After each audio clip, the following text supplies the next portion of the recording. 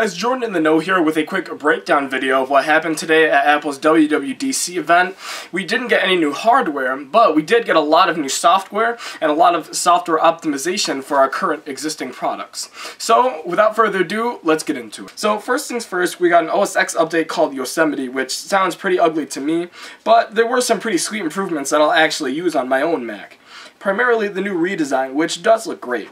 You can see it's flatter and more frosty and translucent, but for the most part, it's just a redesign with some very, very passive improvements.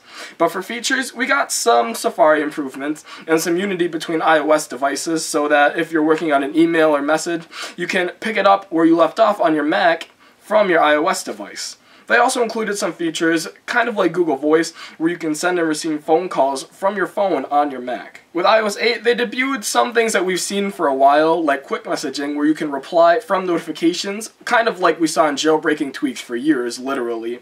We also saw the Health app, which has been rumored for months, and something cool that solves all of those in-app purchase problems. You can link your Apple ID with your family so that if you have children that want to make in-app purchases, you have to get digital permission from your parents, which is pretty cool.